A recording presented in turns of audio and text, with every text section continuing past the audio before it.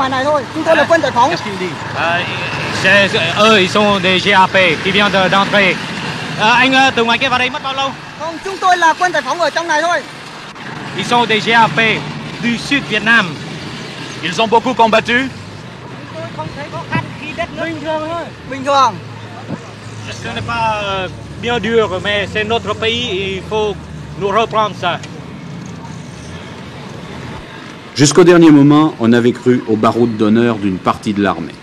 En fait, seul un demi-bataillon de parachutistes, coincé le dos au mur à l'entrée de la base de Tan Son Nhut, sera anéanti après avoir mis hors de combat une demi-douzaine de chars soviétiques ultramodernes T-62.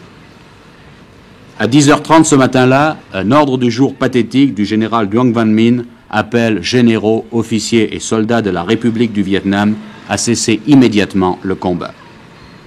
1h30 plus tard, les combattants du Front de Libération investissent le palais d'Oc Lap. À l'intérieur, un homme seul, face à la décision qu'il venait de prendre de perdre une guerre qui a coûté au moins 200 000 soldats tués à son pays. Malgré la reddition sans condition, il demeure impossible de dire que le général Duong Van Minh ait bradé le Sud-Vietnam. Homme du dernier recours, il l'était depuis 10 ans, et depuis le retrait américain, tout le monde savait qu'il n'y aurait pas de dernier recours au Sud-Vietnam. À ceux qui sont beaucoup plus mérités que nous. Beaucoup plus mérités et beaucoup plus forts. En acceptant le pouvoir après le départ du président Thieu, le général Duong Van Minh savait qu'il n'y avait pas d'autre issue que la reddition totale. Il le savait depuis que la radio du Front de Libération avait affirmé qu'une telle occasion ne se représente pas 2 fois en 1000 ans et l'avait catégoriquement récusé comme négociateur, lui qui s'était tenu écarté du monde politique depuis 10 ans et dont le frère est officier supérieur à Hanoï. C'est un homme de 72 ans, ancien président du Sénat, pendant les dernières 48 heures vice-président de la République, qui a négocié cette reddition. Nous sommes prêts à subir, s'il y a lieu, le jugement de l'histoire. Mais en âme et conscience, nous avons pensé, le général Minh et moi-même, que nous devions faire cela, c'est-à-dire proclamer un ordre de cessez-le-feu de notre côté pour épargner les innombrables vies humaines que nous avions le devoir de sauver. Depuis combien d'heures saviez-vous que l'autre côté voulait une reddition totale? Je l'ai su lorsque la délégation que j'ai personnellement envoyée au camp Davis est retournée me dire que les exigences formulées par l'autre côté avaient été exprimées dans une déclaration faite le 26 avril 1975, au terme de laquelle les 2 conditions suivantes avaient été énoncées.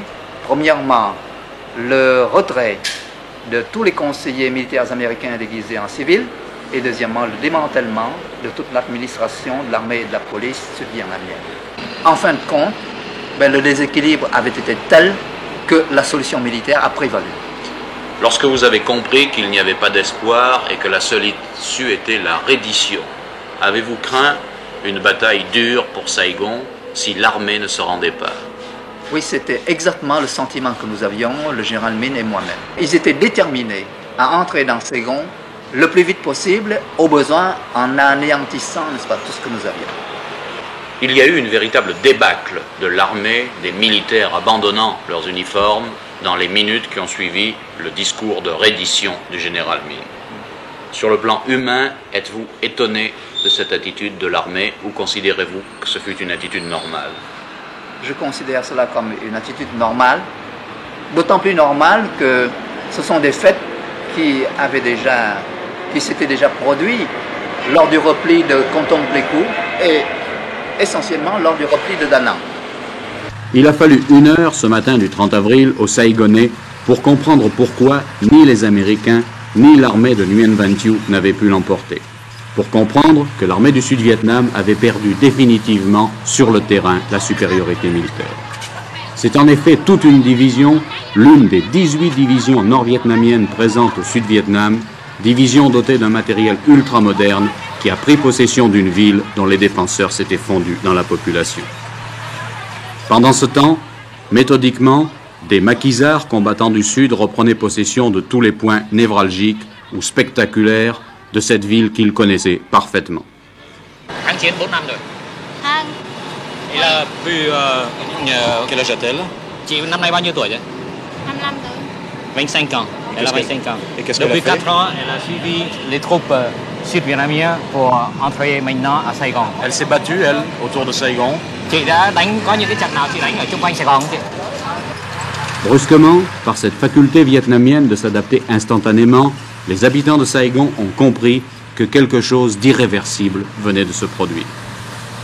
Après la stupeur, lentement, avec réserve, ils ont levé la main vers ces Vietnamiens inconnus, vers ces hommes de leur langue avec qui ils devront tenter de reconstruire un pays. Nous aimons ce qui se passe vite, rapidement, au milieu de l'essai, la mort, toutes sortes de choses. Vous voyez, nous sommes assez longs pour subir les malheurs. Pour vous, aujourd'hui, vous êtes sud-vietnamien. Est-ce que c'est une défaite? C'est une meilleure solution. Pourquoi l'armée du général Thieu a-t-elle perdu cette guerre? La corruption. Pensez-vous que maintenant les choses vont changer? Je crois que la plupart du peuple a eu cette idée. Qu'est-ce que ça peut changer pour vous? Eh bien, tout notre pays sera unifié. On ne sera plus corrompu. Alors, on pourra travailler comme on veut et servir notre patrie sans avoir peur des pressions ou du quoi. Vous savez ce que c'est que la discipline communiste? Oui, monsieur. Et vous pensez pouvoir vous y adapter? Oui. Qu'est-ce que vous pensez pouvoir apporter vous-même dans la vie qui va s'organiser ici? Le travail manuel ou spirituel, si on veut bien du moins. Une heure auparavant, sitôt les phrases de la reddition prononcées par le général Min, un colonel de police s'est tiré une balle dans la bouche en plein Saigon. 3 généraux au moins se sont suicidés le 30 avril 1975. Mais il n'y avait pas que des deuxièmes classes parmi ces soldats perdus qui ont abandonné armes et uniformes sur les trottoirs de la rue Tudo. 3 semaines après la chute de Saigon, 2 tiers de ces armes n'ont toujours pas été récupérées par les forces communistes. Ce Vietnam perdu, c'est celui de la corruption et de l'aveuglement.